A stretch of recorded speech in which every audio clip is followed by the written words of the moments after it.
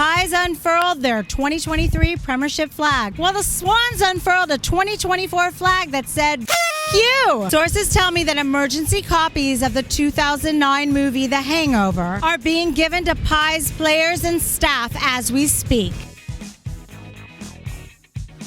Welcome back to AFL from LA. I'm your host, Cindye, and I'm here in front of Tam O'Shanter's, LA's oldest restaurant, Walt Disney's favorite lunch spot, and a Scottish pub that packs them in for St. Paddy's Day. Trust me, Americans don't know the difference. Two flag favorites are 0-2. Two Sydney teams are at the top of the the AFL ladder. And Fox Footy brought on an actual commentator, Matt Hill. No, we are not living in the Matrix. Oh yeah, and the Eagles lost. So let's get to it. Forget Taylor Swift. The Brodie Grundy Revenge Tour continued its East Coast leg. This time playing before 80,000, mostly Collingwood fans at the MCG. I think it dropped down to like 10,000 in the last quarter. Must have been a fire drill or something. Yep, the Pies unfurled their 2023 Premiership flag, while the Swans unfurled a 2024 flag that said, "F you." Sources tell me that emergency copies of the 2009 movie The Hangover are being given to Pies players and staff as we speak. And what was with Ginnivan staging for high free kicks again? Wait, what? It was Nick Dacos? Then Pendlebury? Seriously, if I wanted to watch acting, I'd watch the A-League. A-League from LA. Nah. Dakes, Pendles, you're both brilliant. Enough with the acting. It'll spread through the AFL like mullets. This is the Premiership Cup, not the Logies. Look, the Swans were awesome again. They lost contested possession, clearances, and inside 50s, but won the one stat that Champion Data does not want you to talk about: the scoreboard. Proving once again that footy is played on grass, not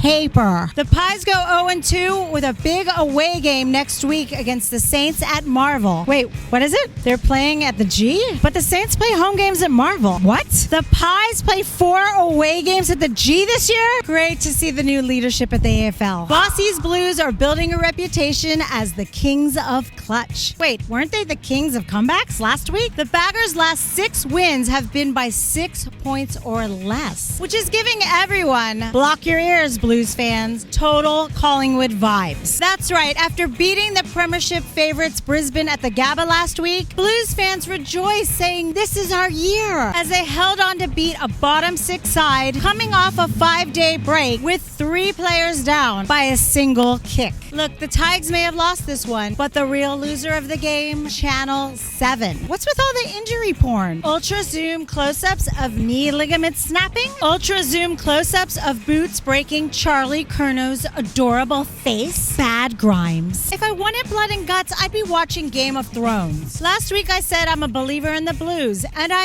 am. It's great seeing Harry back on track and Charlie being Charlie. Despite the close call, they'll be just fine. They ended round 1 with 2 wins and Richmond with 2 losses. My tea leaves still say bottom 4 for the Tigers while they adjust to a post-Dimma world. The Blues have a bye and then play North on Good Friday, which I fear, despite North showing some good moments against the Giants, might turn out to be Black Friday for Clarko and the boys. I knew we were in for fun when Joe Watson praised the Saints for efficiency after they kicked a single goal. Hamish then gave us a lesson on the history of Cindye Park, saying not only did it sometimes not have hot water back in the day, it didn't have any. Then he told us that De Koning and Dempsey have the same hairdresser, before correcting himself to say that they actually cut each other's hair. Then he told us he'd get back to us about Guthrie-style choices.